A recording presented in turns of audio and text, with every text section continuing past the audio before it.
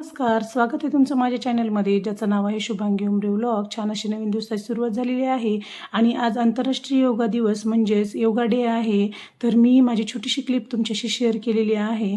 मला तर असं वाटतं की योगा हा फक्त योगा डे दिवशीच केली जाणारी कृती नसून ती जीवनातील एक अमूल्य घटक बनला पाहिजे. म्हणजेच आपलं जे दररोजचं रुटीन असतं त्या रुटीनमधला एक घटक बनला पाहिजे. मी तर आजपासून असं ठरवलेलं आहे की माझ्या रुटीनमधला हा एक भाग असणार आहे. म्हणजेच सकाळी उठल्यानंतर योगा केल्याशिवाय कुठल्याही कामाला सुरुवात करायची नाही आणि त्यासाठी मी लवकर उठणार आहे.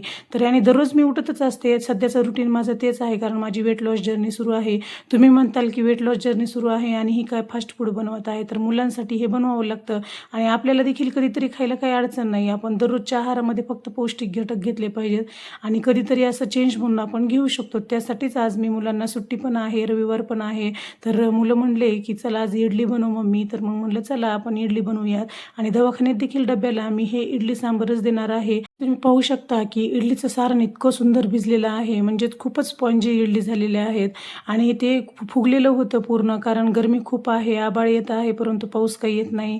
तुम्हाला मी हे दररोजच्या व्हिडिओमध्ये शेअर करत आहे, कारण असं मनाला भीती वाटत आहे की दुष्काळ पडतो का काय, पण पडू नये असं तर मला वाटतं की देवाकडे सर्वजण प्रार्थना करा की पाऊस लवकरात लवकर पडावा, कारण शेतकऱ्याचीच नाही तर प्रत्येकाची अडचण असणार आहे ही. आणि पाऊस पडत नाही आणि गरमी होत आहे, तर त्या गरमीमुळे पीठ इतकं सुंदर असं हे झालेलं आहे. उन्हाळ्यामध्ये मला काही ते करणंच झालं नाही. म्हटलं चला आता करूयात, उन्हाळा संपत आलेला आहे, पाऊस जर पडला तर नंतर काही इडलीचं पीठ वगैरे स्पॉन्जी होत नाही आणि पावसाळ्यामध्ये एवढं काही फुगत नाही इडलीचं.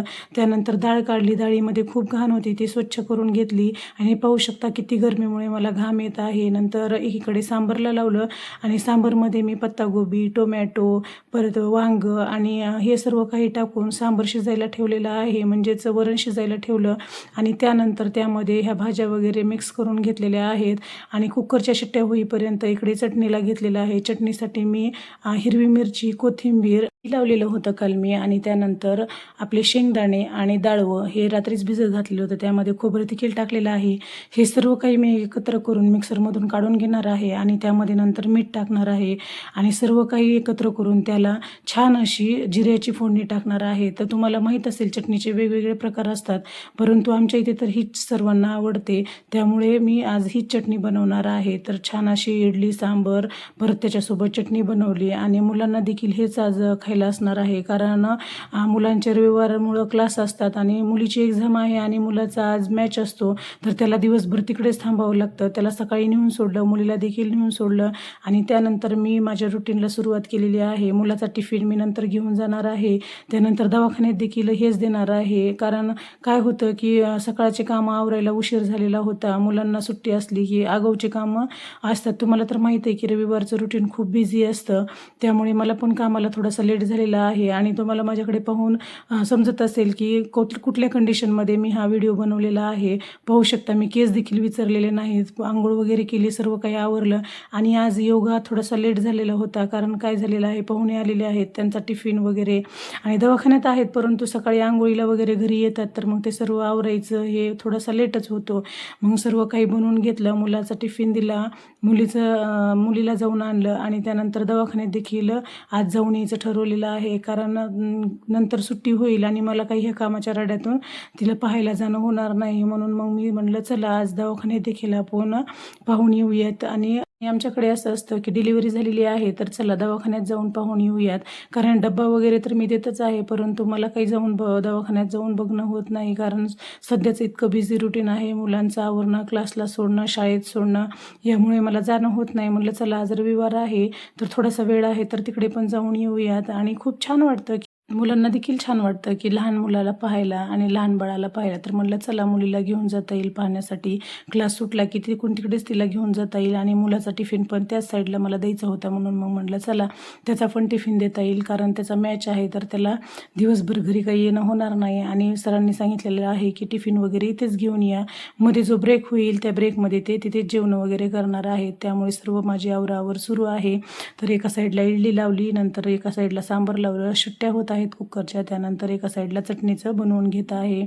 तर छान अशी माझी चटणी बनलेली आहे, पाहू शकता. खूप सुंदर झाली होती आणि टेस्ट वाईज तर खूपच छान झालेली होती. मिक्सरमध्ये मस्त काढून घेतल्यानंतर मिक्सर जिथे होतं तिथे छान ठेवून दिलं, कारण असं होतं की पसारा जिथल्या तिथं ठेवला तर व्यवस्थित राहतो, नाही तर काय होतं खूप राडा होऊन जातो आणि अशा आगाऊची कामं म्हणल्यास तर राडाच होतो.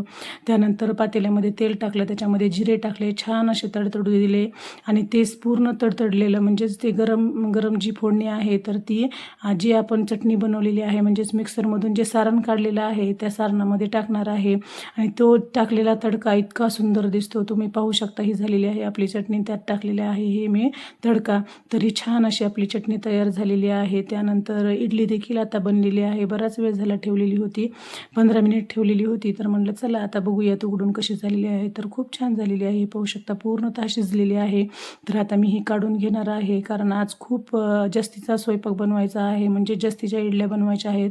तर थोडंसं फास्टच केलं पाहिजे, कारण थोड्याशा जास्तीच्या करायच्या होत्या आणि तेवढ्या करणं म्हणजे थोडंसं धमानी जर केलं तर ते होणार नव्हतं आणि टिफिन वगैरे द्यायचा होता. आणि तुम्हाला तर माहीत आहे की गावाकडच्या लोकांना भूक खूप लागते लवकर, आणि बरोबर आहे की सकाळी लवकर जेवलंच पाहिजे, कारण मला तर सध्या ते जाणवत आहे. माझं डाएट प्लॅन सुरू आहे, तर मी सकाळी थोडंसं तरी खातच असते. पहिलं कसं होतं की काम होईल त्यावेळेसच जेवायचं, म्हणजे 1 वाजू, 1:30 वाजू अथवा 2 वाजू त्यानंतरच जेवायचं. अगोदर चहा पिऊन बसायचं आणि चहा इतका वाईट आहे की मला तर असं वाटतं की चहा हा प्रत्येकाने सोडूनच दिला पाहिजे. तर हे पाहू शकता किती स्पॉन्जी अशा इडल्या आपल्या झालेल्या आहेत. आणि नंतर मला काही दवाखान्यात शूट करणं झालं नाही, म्हणून येते वेळची छोटीशी ही क्लिप घेतलेली आहे. नंतर खूप भूक लागली होती, मुलीला देखील खूप भूक लागलेली होती, म्हणून आम्ही आलो आहोत घरी. नंतर चला म्हणलं आपण जेवण वगैरे करूयात. आणि हे मी जे योगा सकाळी केलेला होता त्याचे फोटो मी पुढे तुमच्याशी शेअर केलेले आहेत. हे वेगवेगळ्या पोजचे फोटो मी काढलेले होते, म्हणजेच क्लिप घेतलेल्या होत्या. तर म्हणलं चला तुमच्याशी थोडंसं शेअर करावं की खरंच योगा हा आपल्या शरीरासाठी खूप आवश्यक आहे. मन प्रसन्न, शरीर छान राहतं आणि आपली शरीराची जी रचना आहे ती देखील खूप छान राहते, कारण डिलिव्हरीच्या नंतर आपलं पोट वगैरे निघालेलं असतं तर ते देखील व्यवस्थित होतं आणि आपल्याला पण दिवसभर असं झोप वगैरे येत नाही, थकवा जाणवत नाही किंवा कुठल्याही प्रकारचा आळस वगैरे येत नाही. हा होता माझा छोटासा योगा डेचा व्हिडिओ. आवडला तर please like, share and subscribe करायला